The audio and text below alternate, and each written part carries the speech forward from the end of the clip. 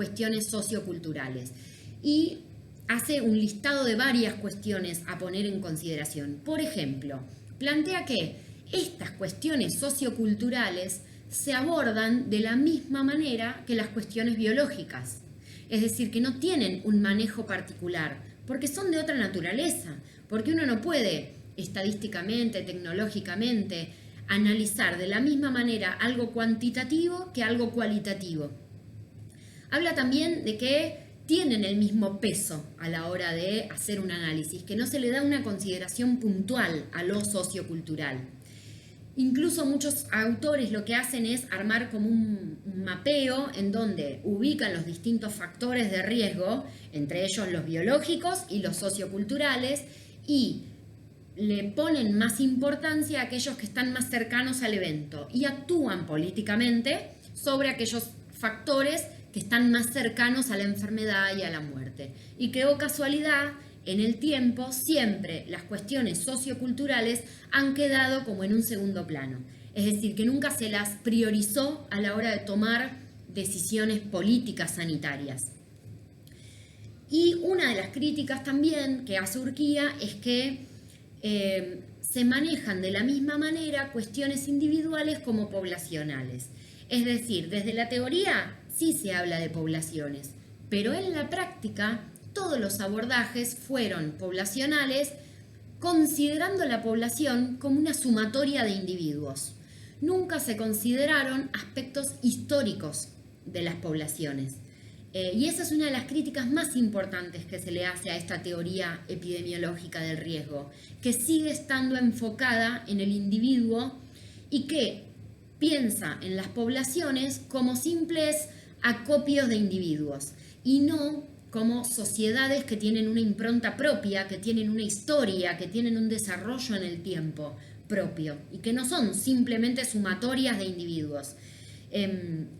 Voy a leer una frase porque me pareció súper interesante que el autor cita de Rose, que dice que hay una diferencia en patrones de salud e enfermedad para distintas poblaciones, porque son diferentes las sociedades en las que viven los individuos. A esto se refiere el autor cuando habla de que las poblaciones no son simplemente una sumatoria de individuos, tienen vida por sí mismas, tienen características diferentes, orígenes, historias diferentes, y esto es una de las críticas más importantes que hace Urquía, que deja de lado un poco el abordaje de la teoría de riesgo.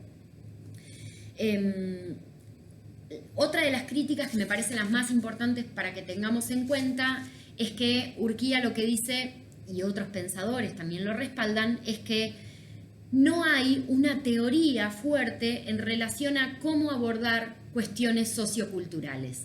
Por eso se las termina abordando de la misma manera que se abordan cuestiones biológicas. Y la realidad es que el objeto de estudio es diferente. Entonces no podemos manejar con las mismas estrategias y herramientas cuestiones genéticas que cuestiones culturales. Porque la naturaleza es diferente. Esa es una de las principales críticas. Entonces, que las poblaciones no son acopios de individuos, que dejan de lado cuestiones históricas poblacionales, que tienen el mismo peso los factores culturales que los factores biológicos y que no tiene un tratamiento puntualmente diferente cada uno de ellos. Y otra de las críticas más importantes es que no hay una teoría sobre cómo abordar aspectos socioculturales. Se terminan abordando de la misma manera que los biológicos o fisiológicos. Bien, dentro de la teoría de riesgo hay dos manifestaciones. O sea, seguimos hablando de la teoría epidemiológica del riesgo, pero hay dos manifestaciones. Por un lado, la teoría de estilos de vida y por otro lado, la teoría de la epidemiología ambiental. La teoría de estilos de vida está muy relacionada con la nutrición como ciencia y está más, de hecho fue creo que base para elaborar el estudio de Framingham, está más relacionada a las enfermedades cardiovasculares y al cáncer en relación a estilos de vida no saludables. Básicamente se respalda en esa idea de que el cáncer y las enfermedades cardiovasculares son producto de estilos de vida no saludables. Desde la dieta, el alcohol, el tabaco, la actividad física. Obviamente rechaza la idea de la teoría del germen de que toda enfermedad tiene una única causa y es por un microorganismo. Y otra de las cuestiones es que también está muy centrada en lo individual. Y de alguna manera culpabiliza bastante al enfermo, porque lo que hace es decirle, vos tomás la decisión de no tener un estilo de vida saludable, por lo cual vas a enfermarte de tal o cual enfermedad crónica, ¿sí? Es decir, corre la responsabilidad del Estado o de las corporaciones o de la industria y la pone la responsabilidad 100% en el individuo que elige qué estilo de vida tener. Ni siquiera hace una consideración en términos de si el individuo puede elegir o no. Esta es una de las críticas más fuertes que se le hace a esta manifestación, que es la teoría de estilos de vida, que culpabiliza al individuo en la toma de decisiones de qué estilo de vida lleva. Hay algunos logros, creo que el autor cita unos logros de Canadá en relación al cinturón de seguridad, al tabaco, al alcohol. Sí hay algunos logros, pero como gran teoría epidemiológica hay que tener mucho cuidado porque culpabiliza a la víctima y le quita responsabilidad al Estado a la hora de garantizar el acceso a los servicios, a los bienes, de garantizar espacios o ambientes saludables en términos medioambientales, pero también, ahora es que está en boca de todos también esto de los espacios de trabajo saludables, las escuelas, las universidades, que son ambientes saludables. Quita 100% la responsabilidad del Estado y de las corporaciones y lo enfoca a que cada uno elige un estilo más o menos saludable y por eso se va a enfermar. Y la segunda de las manifestaciones de esta teoría decíamos que era la epidemiología ambiental. Tiene sus bases en la teoría miasmática, principalmente en Virchow, que era, ¿se acuerdan?, el referente alemán de la teoría miasmática, que él hablaba, estaba más relacionado a la cuestión de las inequidades sociales. Y lo que plantea la teoría epidemiológica de riesgo en su manifestación de la epidemiología ambiental es principalmente que, sin dejar de lado los estilos de vida, las principales causas o factores de riesgo para la aparición de la enfermedad tienen que ver con la contaminación del ambiente, entendiendo ambiente como el suelo, el agua y la tierra. Como consecuencia, la contaminación de los alimentos.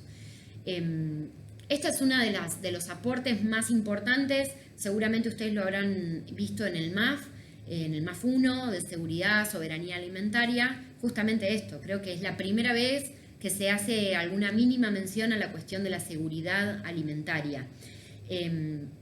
Pero bueno, de todas formas, acá sí hay una responsabilidad puesta en el Estado y en las corporaciones, que si se quiere son los responsables de determinadas contaminaciones.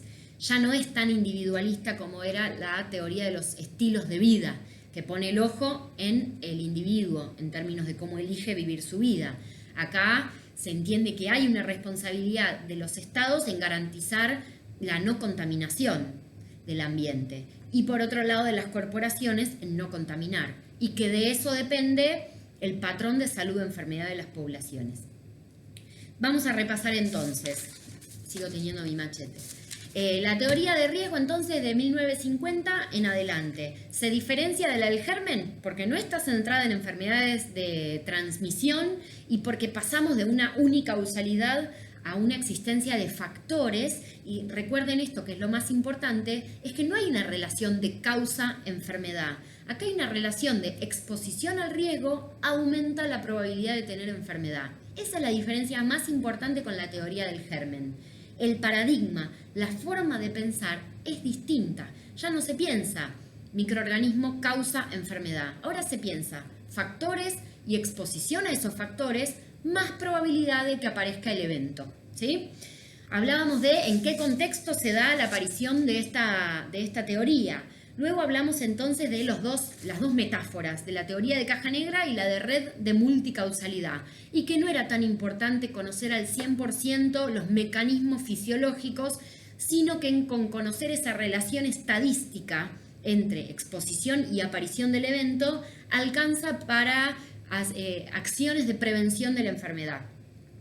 Habla de ciertos logros, el autor de esta teoría del riesgo, y también cuando empieza a mencionar cuestiones socioculturales, lo critica fuertemente en materia de que le falta una teoría sobre cómo abordar esas cuestiones socioculturales, de que termina por centrarse en el individuo y no en la población con su carácter histórico, y que por otro lado le da el mismo manejo a los factores biológicos que a los socioculturales.